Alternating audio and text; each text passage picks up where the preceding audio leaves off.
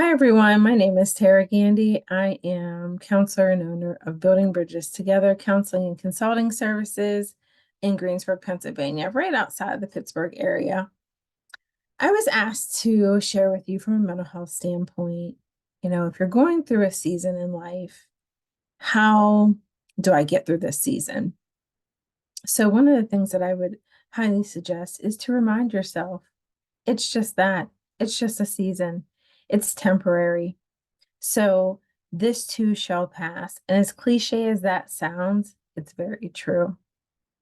I think it's also important to identify what is your underlying issues around your season. What's creating this? Are you going through divorce? Are you going through relationship change? Are you dealing with grief and loss? Are you dealing with a big life change like moving or career change? What's behind your season? I think once you know that, it's important to not just deal with it within yourself, but to share it with others. Share it with the people closest to you. Think out loud, think outside the box, and be able to talk about what you're going through in this season. If you say, you know what, Tara, I don't have those supports, I don't have people close to me, then what can I do? Well, you can also reach out to a professional. And it doesn't always have to be immediately counseling and therapy. It can be your primary care physician. You can just share with them what you're going through, letting somebody know that's a professional, making them aware. And then if any outside referrals need to occur, such as counseling or therapy, then they can help you through that process. Lastly, I think self-care is really, really crucial when you're going through a season. It's important on a day-to-day basis, but when you're really going through something, it's really important. Self-care can look different for everyone. It could be on the minimal scale, it can be on the grand part of the scale. So whether it's just, gosh, I need a quiet space to just take a nap. I need to take a little bit of a longer shower. I need to go have a spa day and have a massage. It could look so differently for so many different people, but you know what works for you, what kind of gets you in a calm space, what kind of gets you in a feel good space. So implement the self care. One of the other things I was asked to share about was, if you have a history of depression, how do you get through that space? Well, again, I'm a firm believer in knowing the underlying issues. What is the cause of your depression? Are we talking about grief and loss? Are we talking about life change? Are we talking about physiological changes?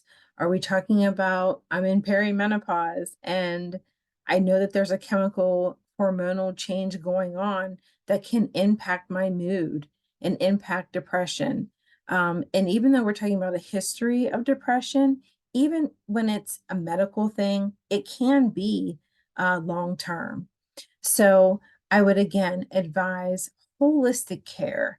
So talk to your primary care physician and say, you know what, this has been going on for a while. I need to figure out what is at the basis of this thing. Um, if you are female, talk to your gynecologist. If it's hormonal, sometimes there's just a quick fix that we're not even aware of, and we end up suffering and we don't have to. Talk to a nutritionist if need be. Again, that's something that your primary care physician can refer you out for because sometimes, again, it is a physiological issue going on. We have too much of something or too little of something. What we're putting into our body can make an impact on our mood and depression. Also, if we are talking about, the underlying issue to the history of depression is substance abuse. There is professional help for that as well.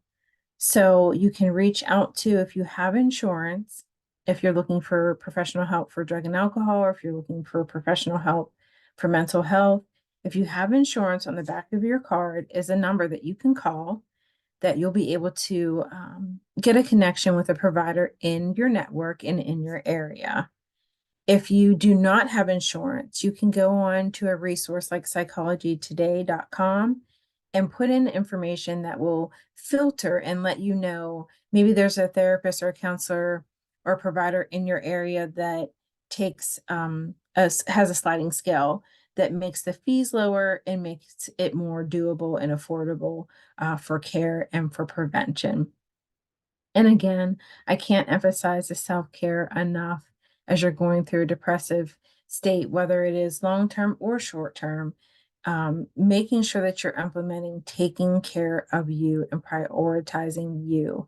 You're no good to somebody else if you're not good to yourself.